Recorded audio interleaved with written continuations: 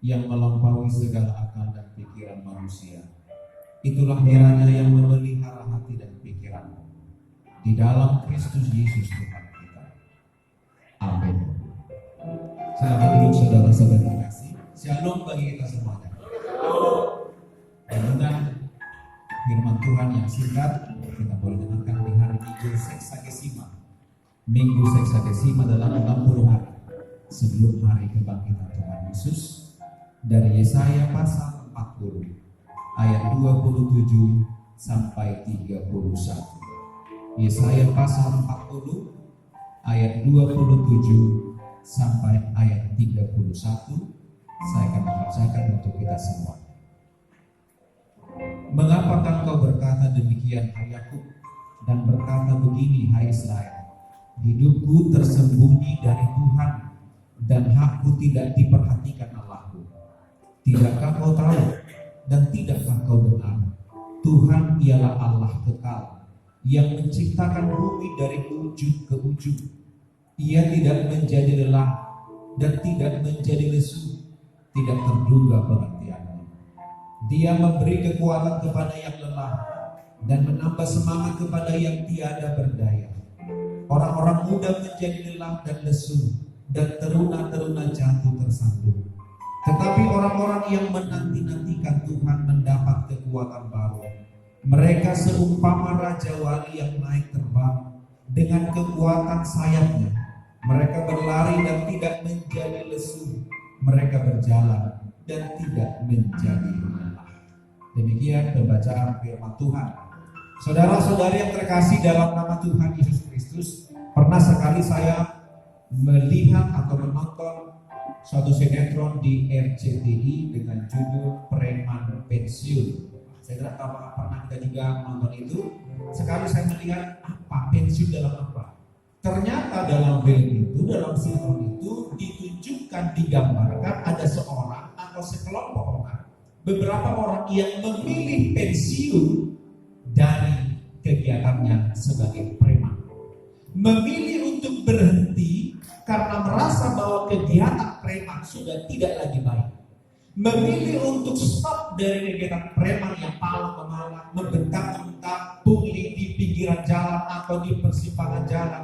Mereka memilih untuk tidak melakukan itu karena mereka percaya bahwa kehidupan yang mereka lakukan itu adalah kehidupan yang tidak baik, dan mereka akhirnya berganti menjadi preman yang tobat, menjadi preman yang beribadah, menjadi preman yang terus-menerus menyatakan doa-doa dalam kehidupan mereka.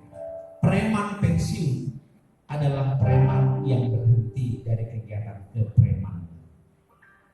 Secara etimologi dari Kamus Besar Bahasa Indonesia, bahwa pensiun artinya adalah suatu kegiatan yang tidak lagi dilakukan.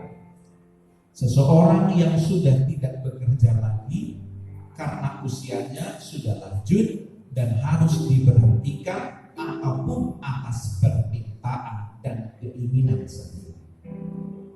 Dari kata preman pensiun ini bisa menginspirasi banyak orang, khususnya para preman yang masih berkeliaran, yang melakukan banyak kegiatan hal-hal yang kriminal dan jahat.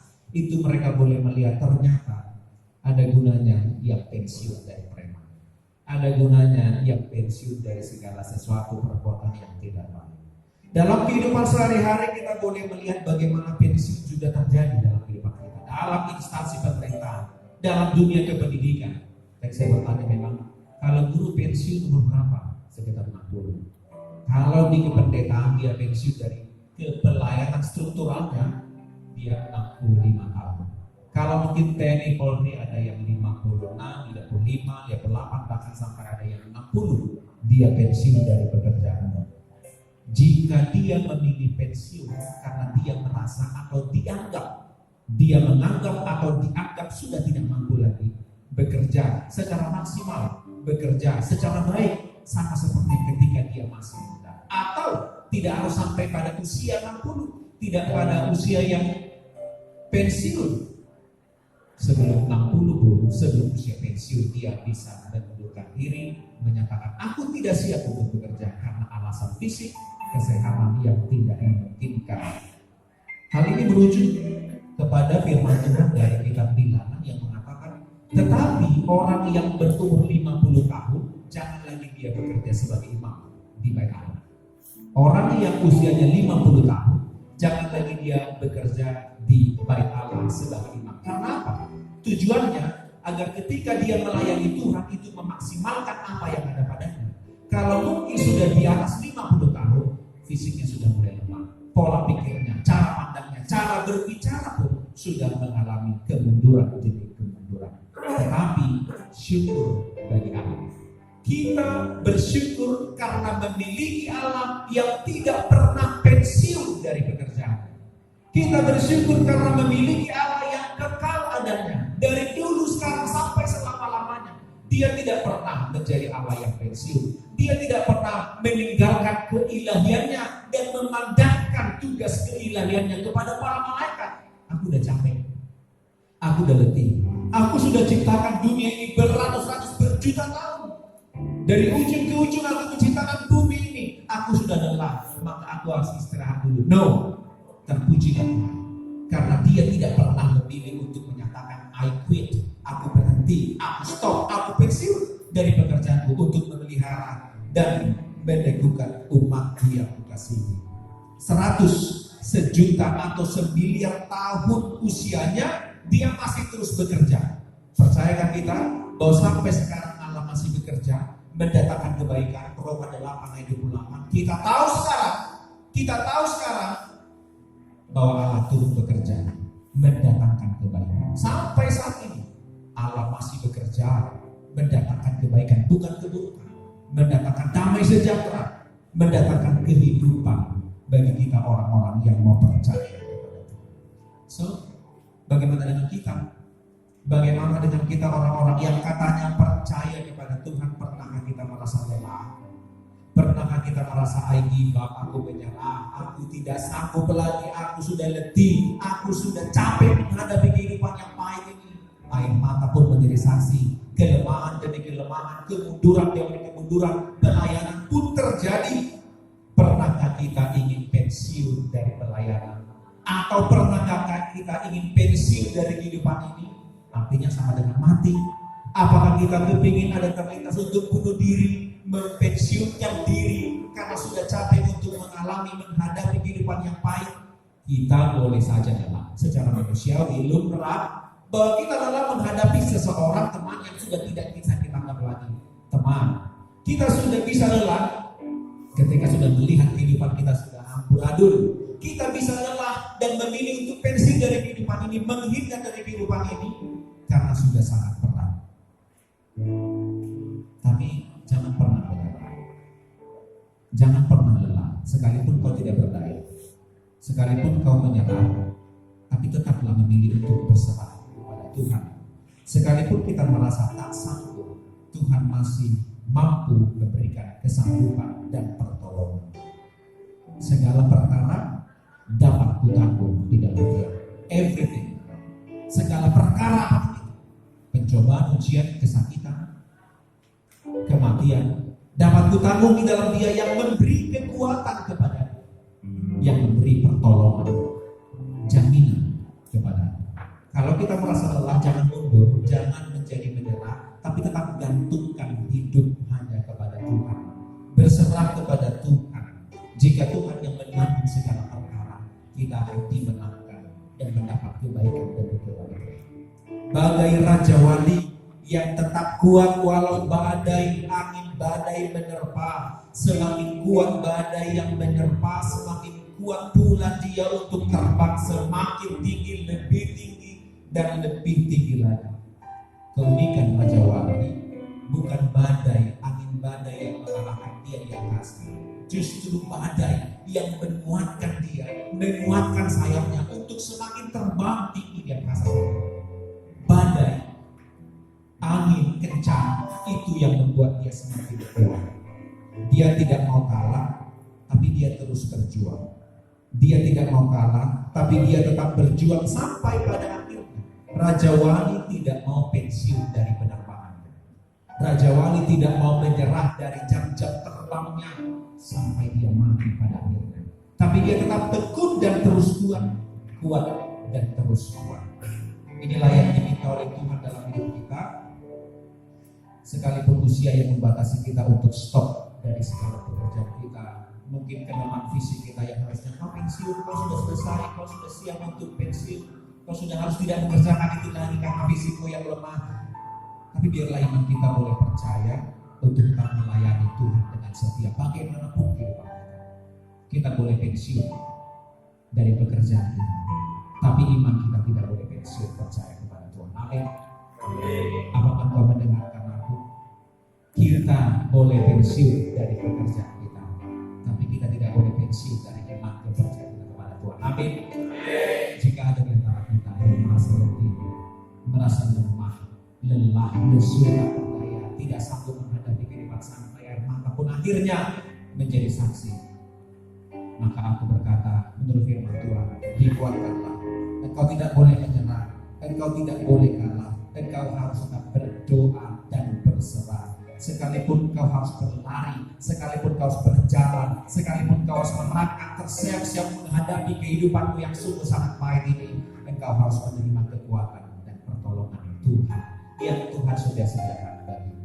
Sekalipun menghadapi banyak persoalan, sekalipun mengalami banyak pergumulan, oleh karena masalah, oleh karena ujian, cobaan, paluas torti di mata, bangunlah di bagas dulu.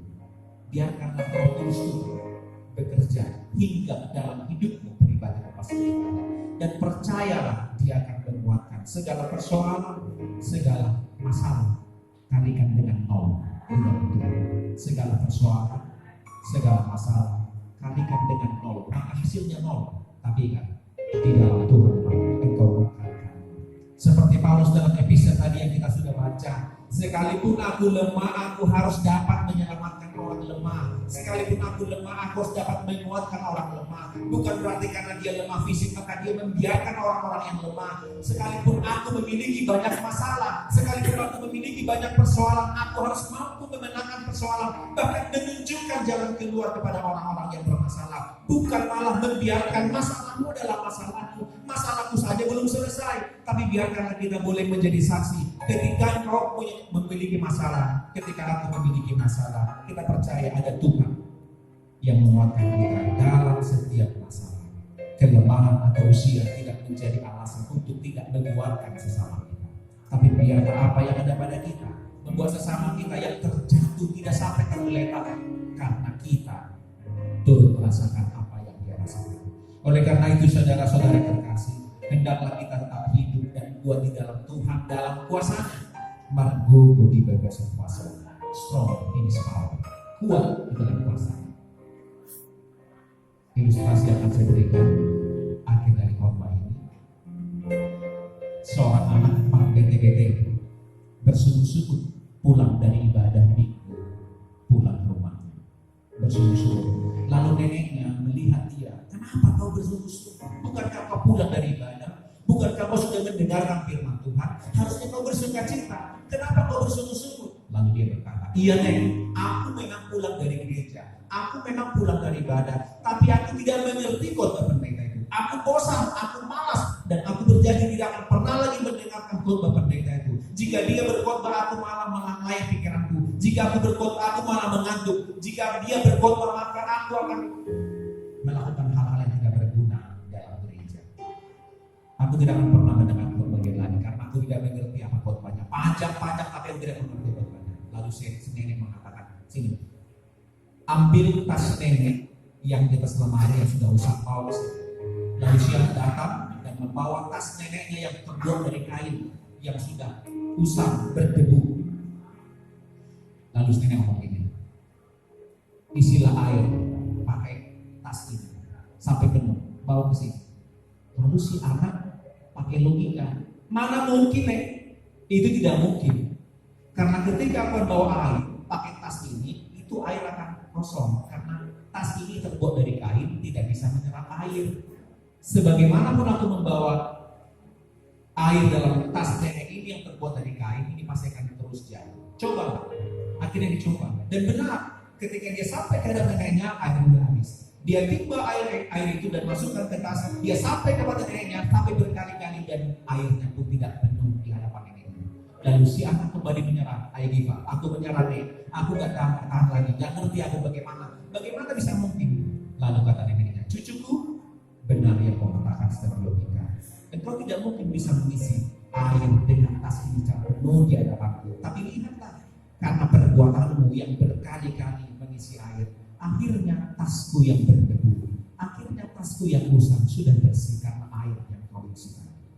Jangan bosan mendengarkan firman Tuhan.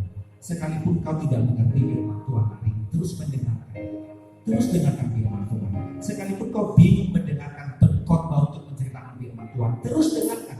Tetap kuat dan jangan pernah menyerah. Suatu saat Tuhan akan memberikan berkat yang hikmat kepadaku untuk kita boleh semakin kuat dan semakin kuat di dalam